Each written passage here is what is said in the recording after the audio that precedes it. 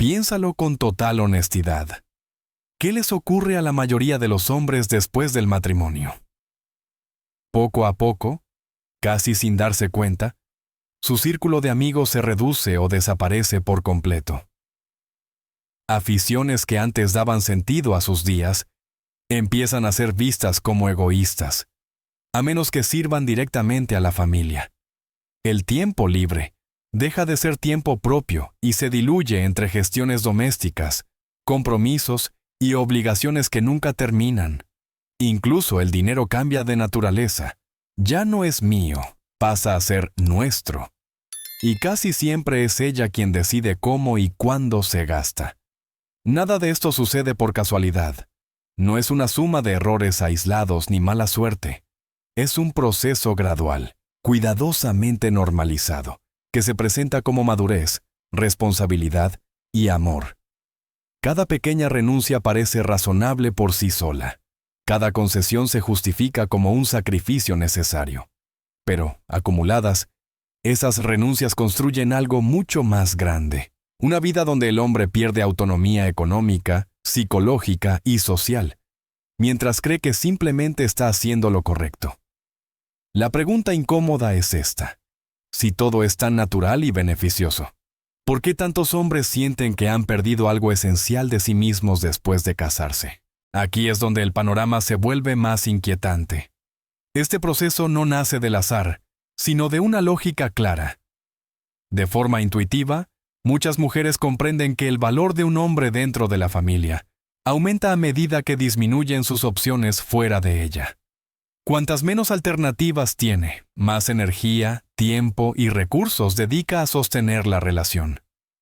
Así, decisión tras decisión, su vida independiente se va desmontando pieza por pieza. Lo más perverso del sistema es que utiliza los propios valores del hombre en su contra. Su deseo de ser un buen esposo, un proveedor fiable, un padre responsable, se transforma en la cadena que lo ata. Coopera en su propia pérdida de libertad, porque resistirse le hace sentir egoísta, inmaduro o irresponsable.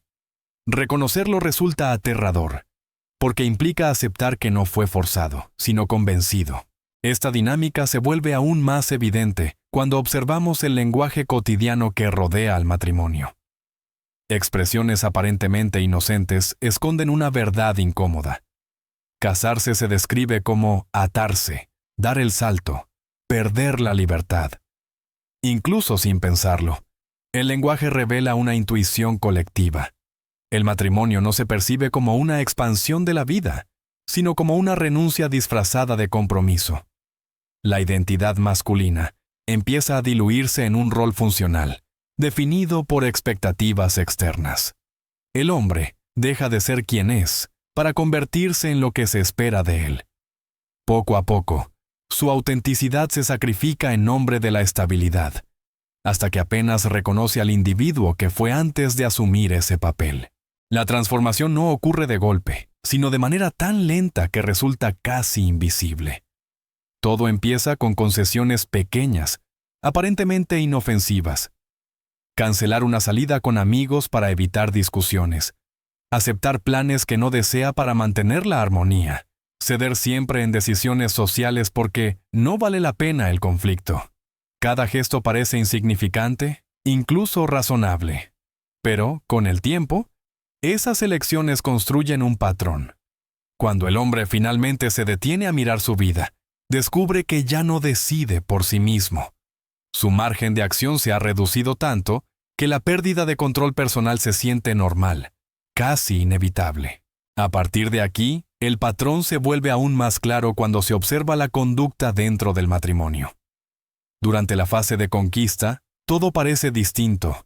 La cercanía es constante, el deseo es espontáneo, los intereses se comparten, y las exigencias son mínimas.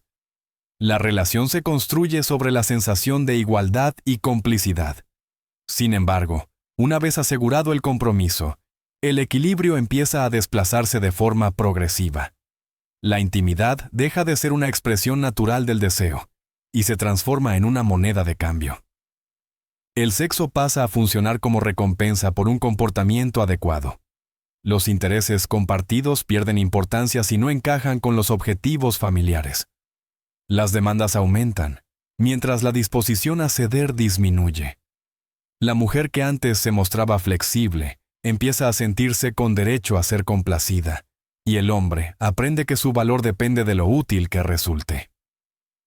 Este cambio no suele ser consciente ni planificado. Responde a una lógica más profunda, ligada a la programación biológica. El objetivo es asegurar recursos, estabilidad y control del entorno. El problema surge cuando el hombre desconoce estas dinámicas y las interpreta como amor incondicional. La realidad es más incómoda. El afecto se vuelve condicional y está vinculado a su capacidad de proveer, adaptarse y cumplir expectativas. En el momento en que deja de aportar valor, ya sea por problemas económicos, desgaste emocional o simple rutina, esa conexión comienza a debilitarse.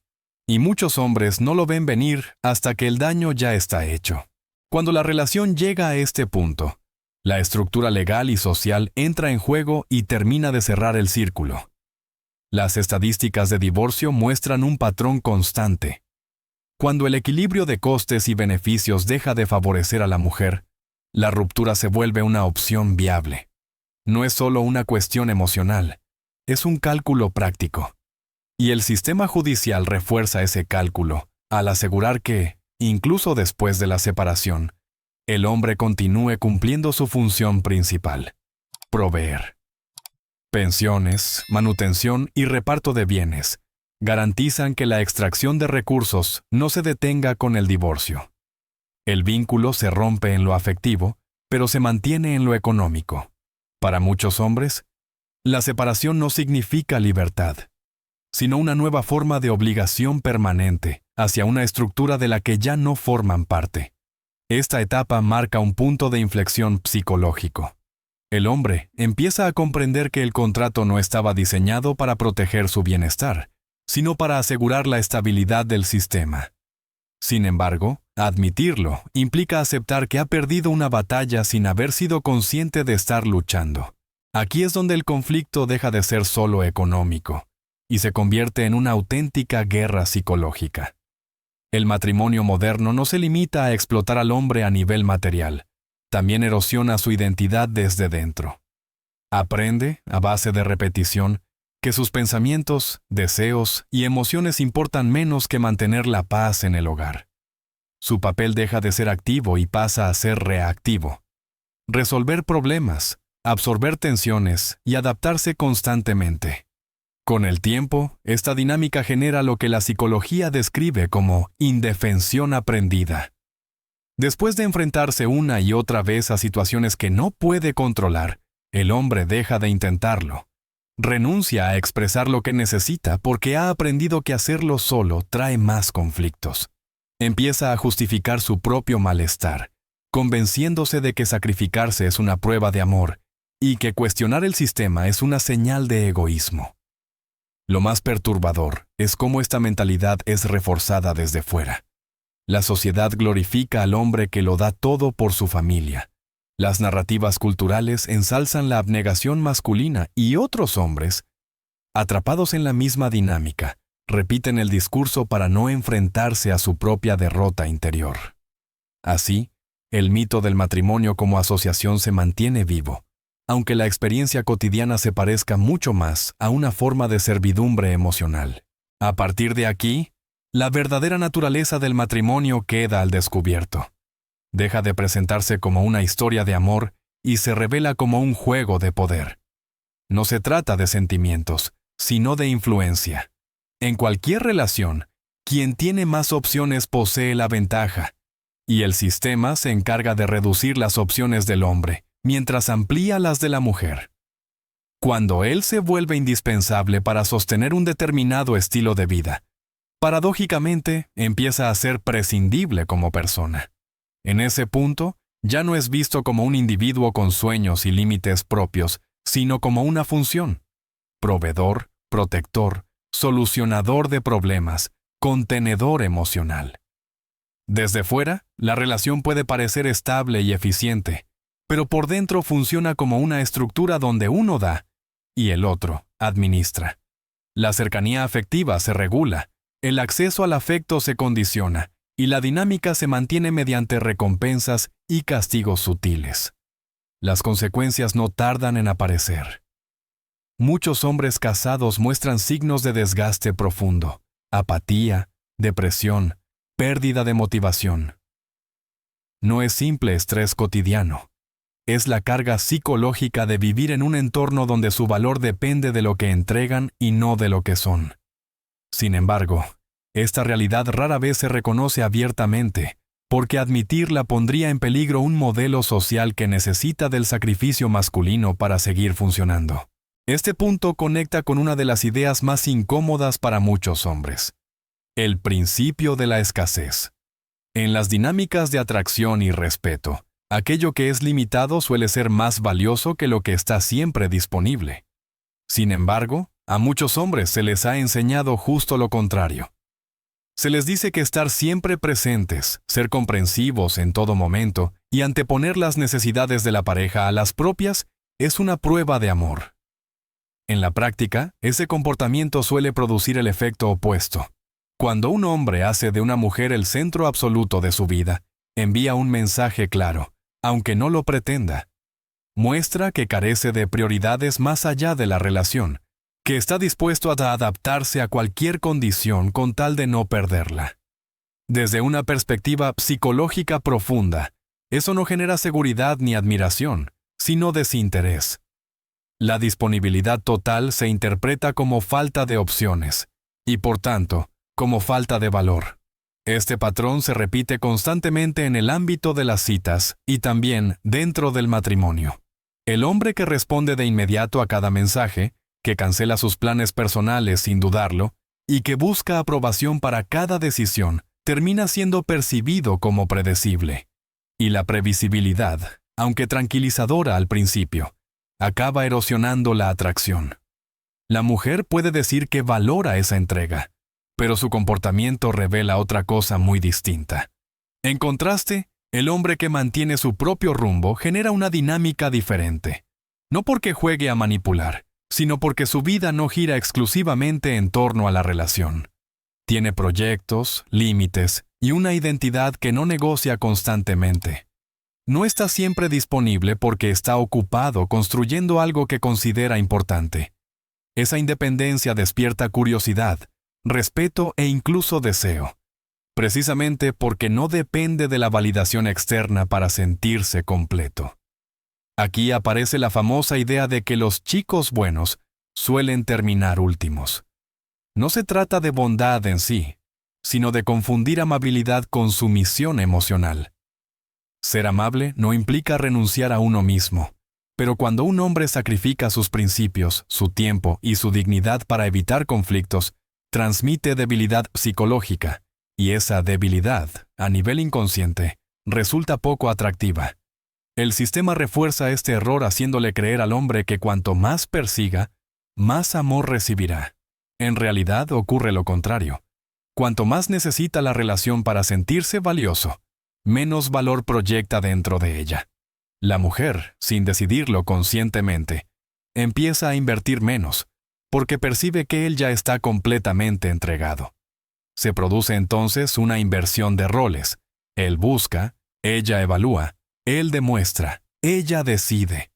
Esta dinámica es adictiva para muchas mujeres porque encaja con patrones biológicos antiguos, donde el valor se asigna a aquello que requiere esfuerzo. Cuando el hombre deja de ser un reto, deja de ser interesante. No por crueldad, sino por programación inconsciente. Y el hombre, al no entender este mecanismo, se esfuerza aún más, creyendo que más entrega solucionará el problema, cuando en realidad lo agrava. La paradoja es clara. Cuanto menos necesita un hombre la relación para sentirse completo, mejores relaciones suele tener. Cuando su atención, su tiempo y su energía no están disponibles de forma ilimitada, se vuelven valiosos. No porque juegue a la indiferencia, sino porque su vida tiene un centro propio. La relación pasa a ser una elección, no una necesidad desesperada. El error fatal aparece cuando el hombre interpreta estas dinámicas como un juego que debe aprender a manipular. No se trata de fingir desinterés ni de castigar emocionalmente. Se trata de desarrollar una identidad sólida que no dependa de la aprobación constante. De construir una vida tan llena que la pareja tenga que sumar, no sustituir. La mayoría de los hombres nunca llegan a este punto, porque el miedo a estar solos pesa más que el deseo de ser libres. Prefieren aceptar términos desfavorables antes que enfrentarse al vacío de no ser necesarios. Pero esa necesidad constante es precisamente lo que debilita cualquier relación. La atracción no nace de la carencia, sino de la plenitud. Cuando un hombre entiende esto, algo cambia de forma irreversible. Deja de perseguir y empieza a elegir. Deja de adaptarse por miedo y empieza a establecer límites, y paradójicamente, es entonces cuando recibe más respeto y atención. No porque haya cambiado el sistema, sino porque ha salido del papel que lo condenaba a perder. Al final, todo converge en una idea central: la soberanía psicológica. El sistema que rodea al matrimonio se sostiene sobre una promesa implícita, la de que la felicidad llega a través de la unión, del sacrificio y de la entrega total. Pero cuando un hombre deposita su sentido de identidad, validación y propósito en otra persona, pierde algo mucho más valioso que una relación. Pierde el control sobre su propia vida. Desde ese momento, cualquier desequilibrio se vuelve una amenaza, porque su bienestar ya no depende de él. La verdadera libertad aparece cuando el hombre deja de esperar que una relación le complete, cuando entiende que el afecto, el reconocimiento y la estabilidad no pueden ser exigidos ni negociados sin coste. Al observar el matrimonio como un contrato y no como una fantasía romántica, comienza a hacerse preguntas que la mayoría evita: ¿qué gana? ¿Qué cede?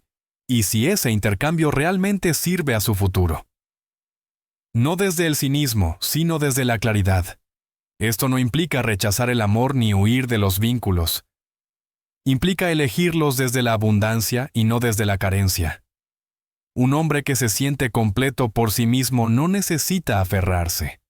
No negocia su dignidad y no confunde sacrificio con amor. Puede compartir su vida sin desaparecer en ella. Puede comprometerse sin entregarse como moneda de cambio. Aquí reside la verdadera diferencia entre dependencia y conexión genuina. Las relaciones más sanas no nacen del miedo a estar solo, sino de la capacidad de estarlo sin derrumbarse. Cuando dos personas se eligen desde esa posición, la unión suma en lugar de consumir. Pero ese nivel de conciencia exige coraje, porque obliga a cuestionar creencias profundamente arraigadas y a asumir la responsabilidad total sobre la propia existencia. La decisión final siempre es personal. Seguir aceptando términos que otros imponen por miedo a perderlos, o construir una vida tan sólida que cualquier relación sea una elección consciente y no una necesidad. Una vía conduce a una forma de esclavitud emocional disfrazada de amor. La otra abre la puerta a una libertad que hace posible un vínculo auténtico. Ahora la pregunta queda en tus manos. ¿Crees que el matrimonio moderno fortalece al hombre o lo debilita psicológicamente? ¿Es amor, intercambio o una mezcla incómoda de ambos? Comparte tu opinión en los comentarios y participa en el debate.